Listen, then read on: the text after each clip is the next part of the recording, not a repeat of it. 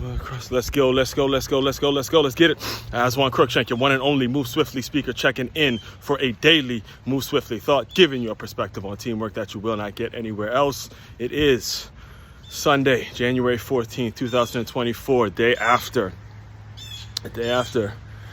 the Miami Dolphins went down again for the second time in a row to the Kansas City Chiefs.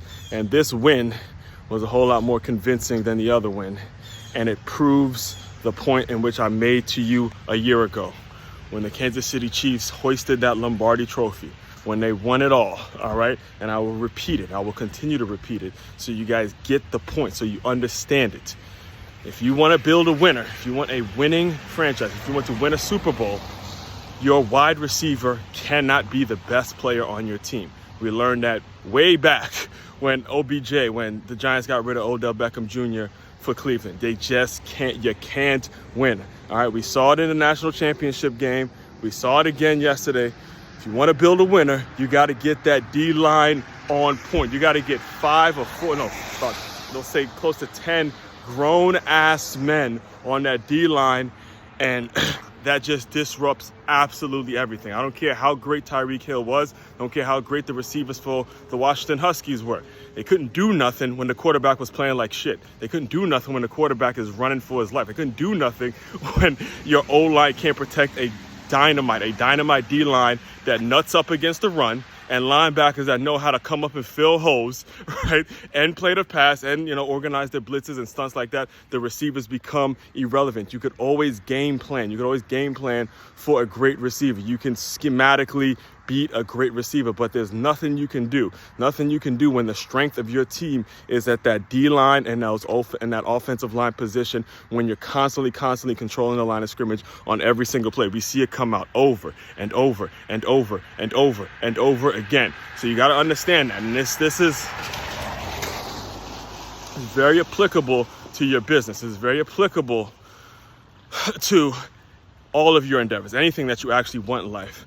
Because here's the point. The reason the Tyreek Hills and the Adunzes and all the OBJs and all those guys, they get so much attention is because they can sell a lot of merch. All right, they're sexy picks. I remember actually I was doing an event for the Miami Dolphins when that trade went down. And it was a workshop for a bunch of kids, and it was put on by the Miami Dolphins youth programs. And the trade went down. I remember the trade going down, and all the kids are excited, like, "Oh man, we got the cheetah, we going to the Super Bowl, we doing this." And again, not taking anything away from the cheetah, he's been a hell of a player. But if you compare the Isaiah Poncho, the one that is wearing number 10 for the Kansas City Chiefs now, and you compare Tyreek Hill in terms of production and who's working better, who's fitting the team better, you would have gotten rid of Tyreek Hill too. All right, you would not have paid him that much because, again, it's not going to be conducive to winning a championship. It's not going to be conducive to winning the Super Bowl. So the point of all of this, the main thing that you got to be taken away from all this is understanding as you're going out building an organization, again, because this is a lesson that crosses over every single industry, every single business, whatever business you're in, whatever it is you're trying to do. As you're going about building, it's about creating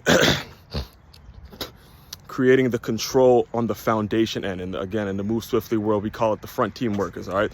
It's about getting those front team workers right, making sure you have a solid, well-informed player like a Patrick Mahomes, a guy who can make the right decisions. And I mean, again, if you watch that game, Patrick Mahomes didn't make any crazy, he didn't make any throws that you sit back and say, "Oh man, that was a great throw." No, he just made the smart play. He threw the ball away when he needed to throw the ball away. He tucked it and ran with it when he needed to run with it. He simply managed the game the right way. He didn't make any absolutely ridiculous underhand sidearm throws or anything like that. He simply managed the game, understood. And his offensive line gave him an incredible amount of time. All right, so gotta learn that. All right, gotta learn that. And again, I'm reluctant to pick the Chiefs to win it all again because I want to see how the way the games turn out today. But I'll be making a pick at some point this weekend when I get a chance to watch all the games. I'll be making my pick to who's going to win it all this year, all right?